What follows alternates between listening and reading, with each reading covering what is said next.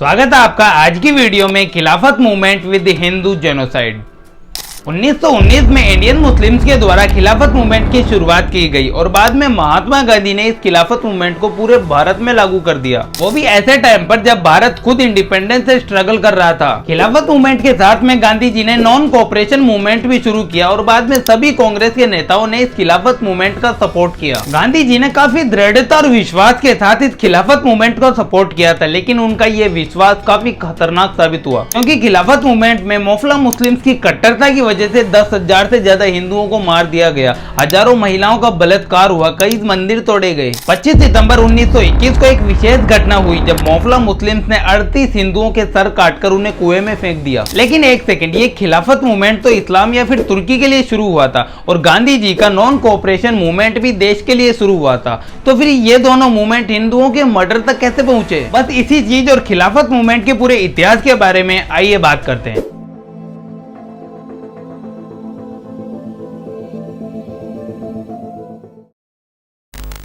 भारत में 1919 में ब्रिटिश शासन के अगेंस्ट में दो मूवमेंट शुरू हुई थी। पहले खिलाफत मूवमेंट शुरू हुई और उसके बाद गांधी जी की नॉन कोऑपरेशन मूवमेंट शुरू हुई। अब खिलाफत मूवमेंट और नॉन कोऑपरेशन मूवमेंट दोनों के अलग अलग टारगेट होने के बावजूद कांग्रेस और मुस्लिम लीग एक साथ आ गए, मतलब कोई बड़ी वजह तो रही होगी। तो वो वजह ये थी, जैसे ब्रिटिशर द्वारा पंजाब में मार्शल लॉ लागू करना, जलियांवाला बाग हत्याकांड, खाने की कमी, तरह तरह के टैक्स लगाना और आम जनता पर अत्याचार करना। ऐसी ही कई चीजों की वजह से लोगों के मन में ब्रिटिशर्स के खिलाफ विरोध बढ़ने लगा और यही विरोध इन दोनों मूवमेंट के अंदर बदल गया। तो चलो सबसे पहले बात करते हैं खिलाफत मूवमेंट की। यह बात है 1842 की। ओटोमन एम्पायर के सुल्तान अब्दुल हामिद अपने ओटोमन एम्पायर को वेस्टर्न अटैक से बचाने के लिए और मजबूत बनाने के लिए पैन इस्लामिक प्रोग्राम लॉन्च करते हैं। उन्होंने 19वीं सदी के अंत के अंदर अपने एक दूत जमालुद्दीन अफगानी को भारत भेजा। ओटोमन एम्पायर के लिए भारतीय मुस्लिम्स के मन में धार्मिक जुनून जगाना और सहानुभूति पैदा करने के लिए भारत में भेजा था। खलीफा होने के नाते ओटोमन सुल्तान पूरी दुनिया के सुन्नी मुस्लिम्स के लिए इकलौते सुप्रीम लीडर थे। उनके द्वारा भेजे गए मुस्लिम रिलीजियस लीडर्स ने खिलाफत के लिए अवेयरनेस फैलाना और मुस्लिम्स को एक साथ लाने का काम शुरू किया। इस काम में वो काफी हद तक सफल भी हो गए थे। पूरी दुनिया के मुस्लिम अब खलीफा को ही अपना सुप्रीम लीडर मानते थे। फिर आता है फर्स्ट वर्ल्ड वॉर का टाइम।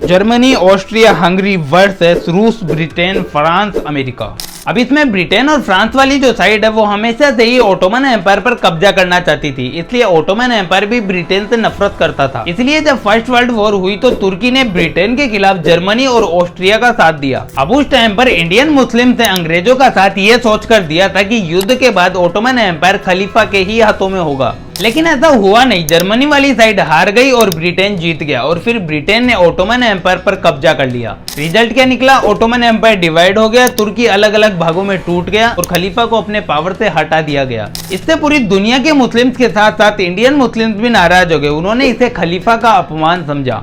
अली ब्रदर्स शौकत अली और मोहम्मद अली ने ब्रिटिश गवर्नमेंट के खिलाफ खिलाफत आंदोलन शुरू कर दिया। हालांकि खलीफा के लिए आक्रोश पूरी दुनिया के मुस्लिम्स में था, लेकिन सबसे ज्यादा प्रोटेस्ट इंडियन मुस्लिम्स ने ही किया। एक पॉपुलर ऑक्सफोर्ड यूनिवर्सिटी से पढ़े हुए मुस्लिम जर्नलिस्ट मोहम्मद अली जौहर को ब्रिटिश गवर्नमेंट के विरोध करने और खिलाफत की वकालत करने के चक्रों में 4 साल की जेल हो गई। लेकिन वो अकेले नहीं थे। उस टाइम पर कई मुस्लिम तुर्की चले गए खलीफा के लिए लड़ने के लिए, और जो मुस्लिम तुर्की जाकर अंग्रेजों के हाथों मरना नहीं चाहते थे वो शांति से इंडिया में रहकर ब्रिटिशर्स के खिलाफ प्रोटेस्ट करने लगे।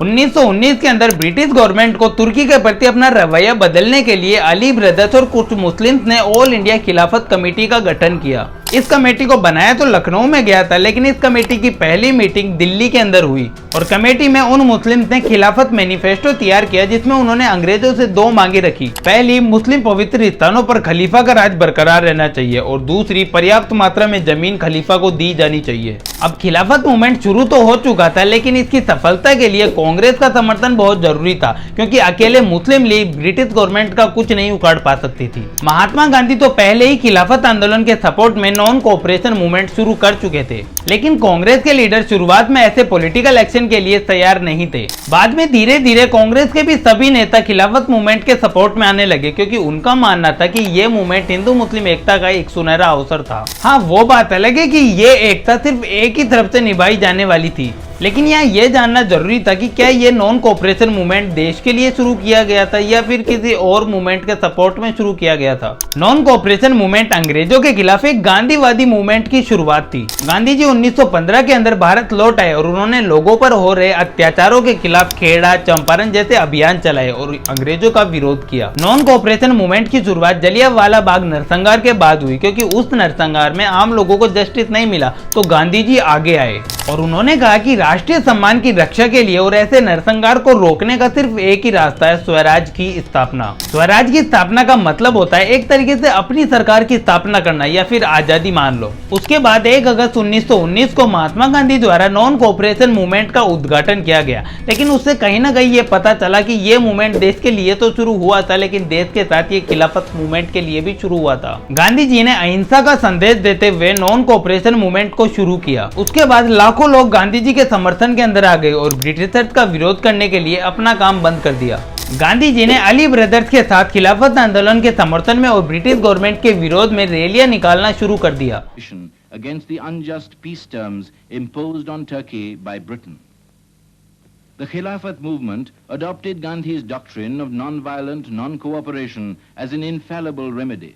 और गांधी जी ने हिंदू मुस्लिम एकता की बात कही, पर लगता है ये बात सिर्फ एक साइड वालों ने सुनी, दूसरी साइड वाले थोड़ा ऊंचा सुनते थे, इसलिए उन्होंने उल्टा सुन लिया। हमारे इतिहास की किताबों में हिंदुओं के इस मोफला नरसंहार के बारे में शायद ही कभी पढ़ाया गया होगा। काफी बेशर्मी से खिलाफत मूवमेंट और महात्मा गांधी की इस सच्चाई को छिपाया गया है। किताबों में हमें यह बताया जाता है कि गांधी जी ने खिलाफत आंदोलन का सहारा लेकर हिंदू और मुस्लिम को एक किया, पर असल में इसका बिल्कुल उल्टा हुआ था। मालाबार रिबलेशन या फिर मोफला रिबलेशन, जिसे मोफला नरसंहार भी कहा जाता है, वो केरला के एक स्टेट मोफला के अंदर हुआ था। शुरुआत में केरला के हिंदुओं को लगा था कि ये विद्रोह एक किसान विद्रोह है जो ब्रिटिश गवर्नमेंट के अगेंस्ट में स्टार्ट हुआ है, तो सभी लोगों ने साथ मिलकर ब्रिटिश गवर्नमेंट के इंस्टीट्यूशन, रेलवे स्टेशन, कोर्ट और पोस्ट ऑफिस पर अटैक किया। लेकिन बाद में जब पता चला कि ये मूवमेंट तुर्की के खलीफा के नाम पर किया जा रहा है, तो फिर कुछ हिंदुओं ने इस मूवमेंट में साथ देना छोड़ दिया, जिससे मोफला के किसान जो मुस्लिम थे और हिंदू जमींदारों के बीच में झड़प हो गई और दोनों ने एक दूसरे पर हमला किया। धीरे धीरे मोफला के मुस्लिम में कट्टरता हद से ही ज्यादा बढ़ गई और मुस्लिम ने सोचा कि वो अंग्रेजों को उखाड़ फेंकेंगे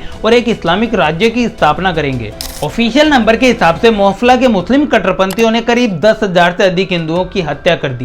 अनऑफिशियल नंबर भी इतना ही है या फिर इससे ज्यादा भी हो सकता है। दूसरी तरफ कई लोग बताते हैं कि 2300 लोग मारे गए, 1500 लोग घायल हो गए और करीब 45,000 से ज्यादा मुस्लिम कट्टरपंथियों को गिरफ्तार किया गया। एक डेटा के मुताबिक करीब 38 हिंदू जो ब्रिटिश की पुलिस के अंदर थे, उन्होंने मोफला कट्टरपंथियों को रोकने की कोशिश की, पर कट्टरपंथियों ने 38 के 38 हिंदुओं को बेरहमी से मार डाला और उनकी गर्दन काटकर उन्हें कुएं में पटक दिया। अब इस मोफला नरसंहार पर भीमराव अंबेडकर जी और महात्मा गांधी दोनों की अलग अलग सोच है। भीमराव अंबेडकर जी कहते हैं कि खिलाफत आंदोलन का तो टारगेट ही ब्रिटिश गवर्नमेंट को उखाड़ फेंक कर इस्लाम का साम्राज्य स्थापित करना था। ये कोई हिंदू मुस्लिम दंगा नहीं था, बल्कि सिर्फ बारथोलोमेव था, जिसमें दर्द सिर्फ हिंदुओं को सहना पड़ा। भीमराव अंबेडकर जी ने तो जैसा देखा वैसा बता दिया, लेकिन हमारे गांधी जी काफी सेक्युलर आदमी थे। इनकी नजरों में हिंदुओं का नरसंहार होने के पीछे हिंदुओं की ही गलती है। महात्मा गांधी जी कहते हैं हिंदुओं को मोफला मुस्लिम की कट्टरता का कारण पता लगाना चाहिए और वो पाएंगे कि हिंदू भी गुनहगार हैं। हिंदुओं ने मोफला मुस्लिम के साथ भाई जैसा व्यवहार नहीं किया, इसलिए इस नरसंहार के बाद अब मुस्लिम को ब्लेम करने का कोई फायदा नहीं है। देखा आपने गांधी जी,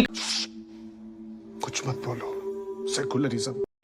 और ऐसे ही गांधी जी ने इस मोफला बर्बरता के लिए आगे बढ़कर हिंदुओं और गवर्नमेंट को ही ब्लेम किया। पर क्या मजाल मोफला के मुस्लिम कट्टरपंथियों को गांधी जी ने एक वर्ड भी कुछ कह दिया हो। ऐसे ही गांधी जी ने इस मोफला नरसंहार के लिए हिंदुओं को और भी बहुत कुछ कहा, अब जो मैं यहाँ तो नहीं बता सकता वरना वीडियो बहुत ज्यादा लंबी हो जाएगी, इसलिए उसकी लिंक मैंने डिस्क्रिप्शन में डाल दी है, आप जाकर गांधी जी के सेक्युलरिज्म को डिटेल में पढ़ सकते हो। अब वापस आते हैं खिलाफत मूवमेंट पर। खिलाफत मूवमेंट और नॉन कोऑपरेशन मूवमेंट दोनों साथ में शुरू हो चुके थे। महात्मा गांधी, मुस्लिम लीग और कांग्रेस के सभी नेता एकजुट हो चुके थे।